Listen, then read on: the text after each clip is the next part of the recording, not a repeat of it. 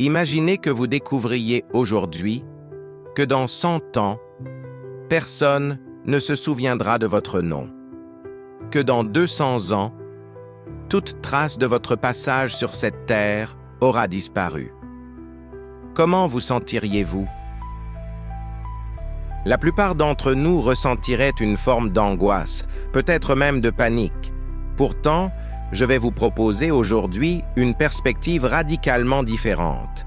Et si cette vérité était en réalité la plus belle des libérations? Nous vivons dans une société obsédée par la permanence.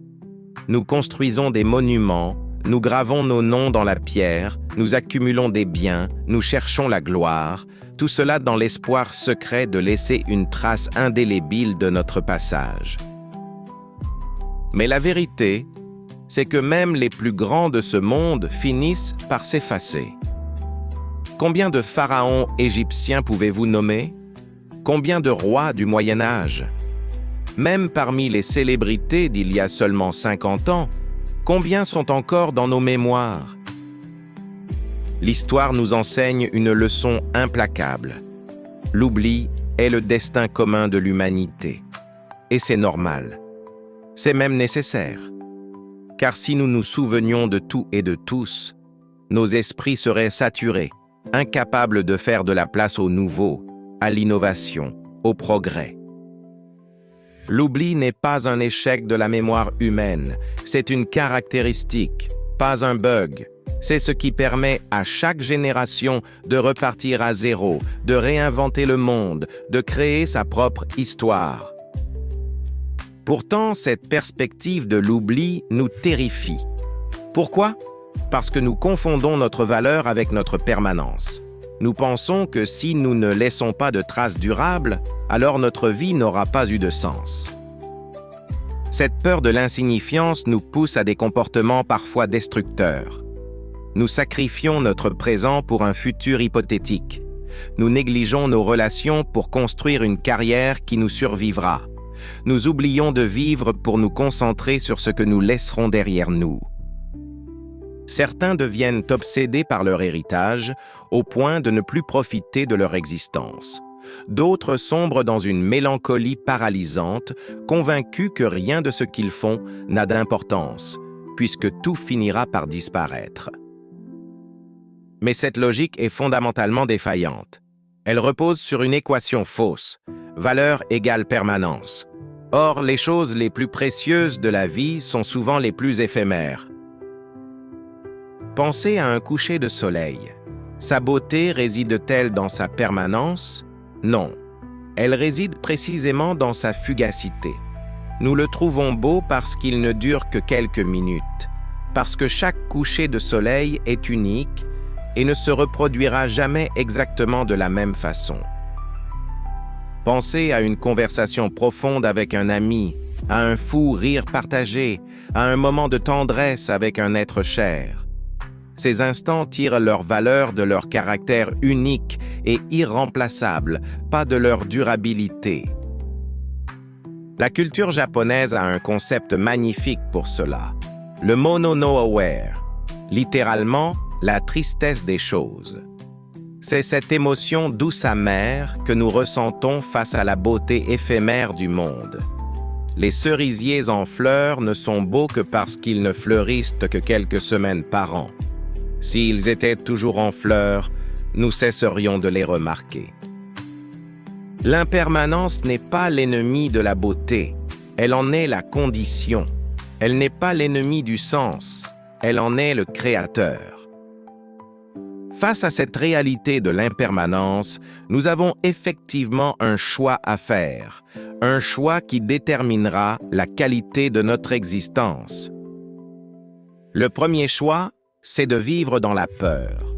Peur de ne pas laisser de traces, peur que notre vie ne compte pas, peur de la mort et de l'oubli. Cette peur nous pousse à nous accrocher désespérément à des illusions de permanence.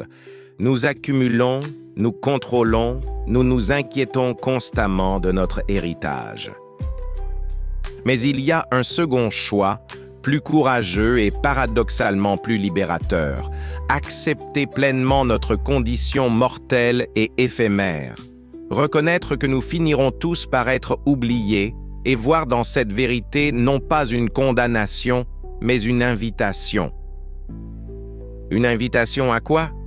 À vivre vraiment, à être pleinement présent, à savourer chaque instant non pas malgré sa fragilité, mais à cause d'elle.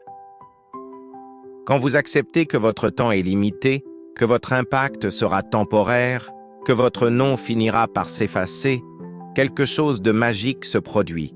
Vous cessez de vivre pour l'éternité et vous commencez à vivre pour maintenant. Cette acceptation de notre mortalité est profondément libératrice. Elle nous débarrasse du fardeau impossible de l'immortalité.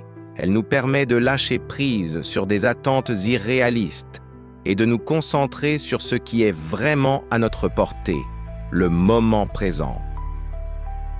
Quand vous savez que vous serez oublié, vous cessez de vivre pour les autres et vous commencez à vivre pour vous-même et pour ceux que vous aimez. Vous n'avez plus besoin de l'approbation de l'histoire ou de la postérité. Vous n'avez plus besoin de construire un monument à votre gloire. Vous pouvez enfin vous autoriser à être imparfait, à échouer, à être simplement humain. Car après tout, qui se souviendra de vos échecs dans 100 ans? Qui jugera vos imperfections quand votre nom aura disparu des mémoires? Cette perspective nous donne une permission extraordinaire, celle d'expérimenter, de prendre des risques, de suivre nos passions, même si elles ne mènent nulle part de durable. Elle nous permet de valoriser l'expérience plutôt que le résultat, le voyage plutôt que la destination. Alors, comment vit-on pleinement quand on a accepté notre condition éphémère? D'abord, en cultivant la présence. Quand vous savez que ce moment ne reviendra jamais, vous lui accordez toute votre attention. Vous goûtez vraiment votre café du matin. Vous écoutez vraiment quand quelqu'un vous parle. Vous ressentez vraiment la chaleur du soleil sur votre peau. Ensuite, en privilégiant les relations authentiques. Puisque nous sommes tous dans le même bateau de la mortalité, autant naviguer ensemble avec bienveillance. Les connexions humaines deviennent plus précieuses quand on réalise qu'elles aussi sont temporaires. Puis, en osant être vulnérable. Quand vous acceptez que votre image parfaite finira de toute façon par s'effacer, vous pouvez vous permettre de montrer qui vous êtes vraiment. L'authenticité devient possible quand l'ego lâche prise sur l'immortalité. Enfin, en créant pour le plaisir de créer, pas pour la postérité.